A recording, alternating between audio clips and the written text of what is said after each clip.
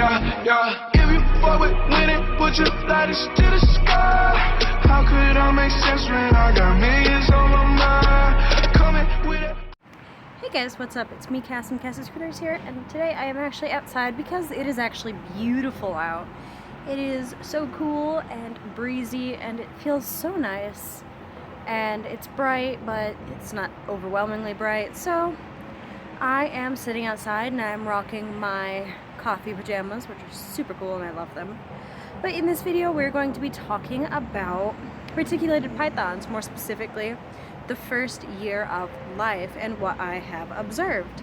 As y'all know, I do have a male. This is Mercury. He just turned 1 on the 24th, and the time I'm recording this is 5 days after, so he is 1 year and 5 days. I got him when he was 2 months old, and I am confident enough to talk about him, I guess. So let's get to the video. So first things first, I'm going to talk about size. I got this boy when he was only nearly 100 grams, okay? That is small. And he was 3 foot and absolutely tiny, probably more closer to 2 foot.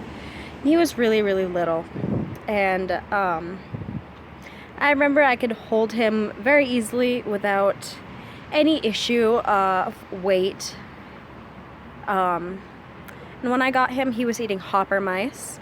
And as of now, actually, this most recent Friday, he is over 2 pounds and nearing 5.5, 6 foot. He is very long, and as you see, his body condition is not bad at all. He still has very defined muscles, and that is because he is a python, and reticulated pythons do have very, very quick metabolisms, very high metabolism, and they are rather active snakes, so you can feed them more often. As you see, he is rather long, he is rather big. And within the first year of life, he has shed so many times that I actually lost count. And he has eaten almost every single week over the last nearly 10 months of me owning him. The only time he has ever missed was during shed, because he does not eat when he is in shed. When I got him, obviously I had to somewhat tame him down, if you get what I mean. I had to handle him and work with him in order to make sure that he is not at all defensive, or not as defensive. As soon as he turned 1, he started to get rather defensive again.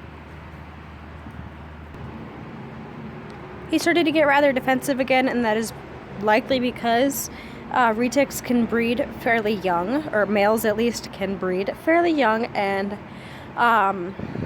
I was told, I don't know how true this actually is, but they can key off the hormones given off from other females in the room of other pythons. I do have one more, I do have 2 more pythons, but one of them is a female and she has been ovulating, and I have not been pairing her. I do not want to pair her.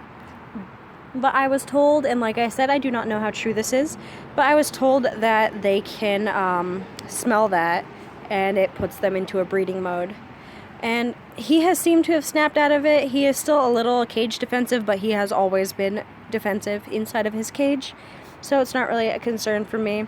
I just put paper over his head, and he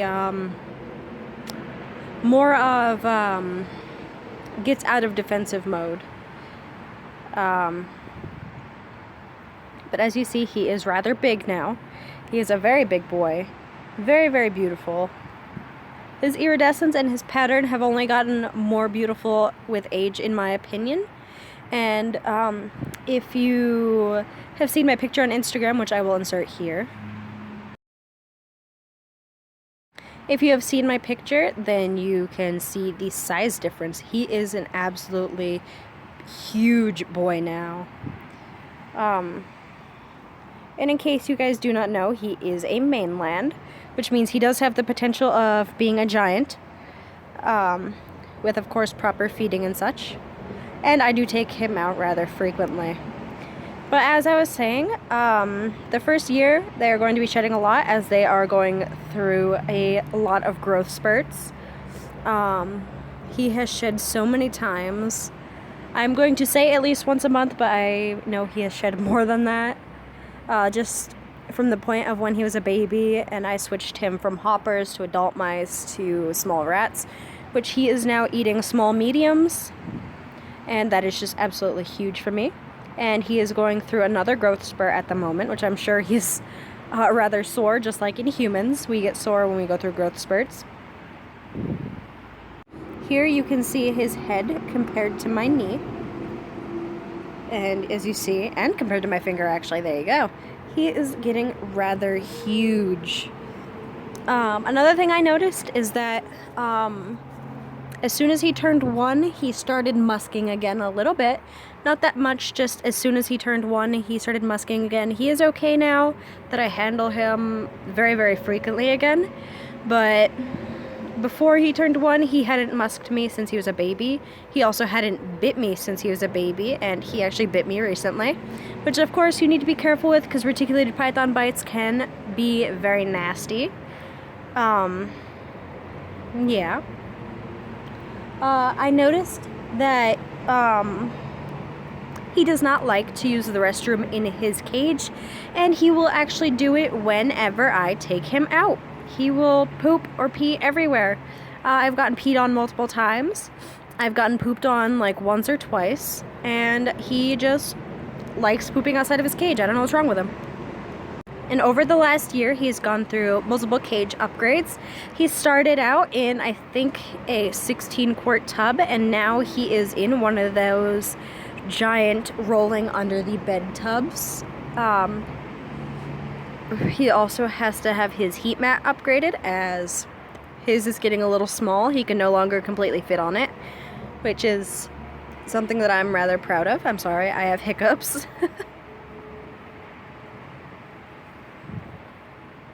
He hasn't really gone through much changes color-wise. His eyes are still very, very orange, as you can see. Dude. There you go. His eyes are very orange, he is very, very green, and he has a lot of beautiful iridescence. I am back inside, and I also want to say that obviously his prey size has increased drastically, and that these are very, very fast-growing snakes. Like I said, they do have the potential to reach from 5 to 7 foot within their first year, which is absolutely monstrous. So you can imagine what they can do when they have larger prey. This is a yearling mainland reticulated python. Like I said, he is 5.5, nearing 6 feet, and he is fed every week, and despite him holding on so hard, he actually has really, really good body condition. He is not at all overweight, he is not underweight.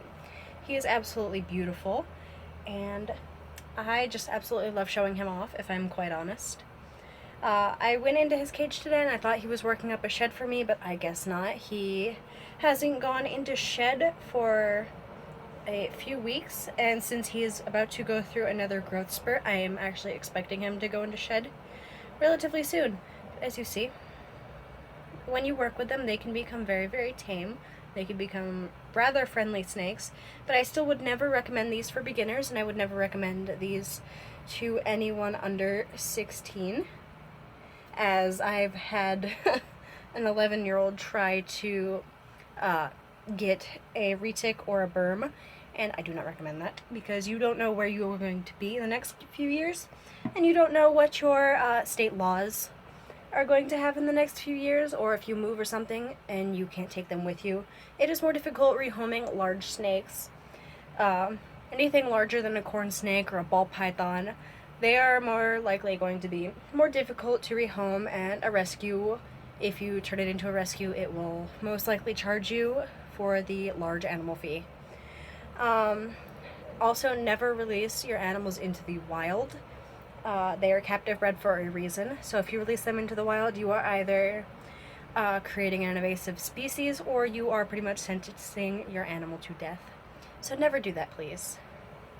Yeah, this is Mercury. Yeah. Look how handsome he is. That's pretty much it. Make sure you leave questions on reticulated pythons down below, I've become very, very familiar with them, as I do plan on breeding in the future. And I do want many, many more. So, leave comments and questions in, well, leave questions in the comments below, duh. And I will see you guys in the next video. Bye, guys.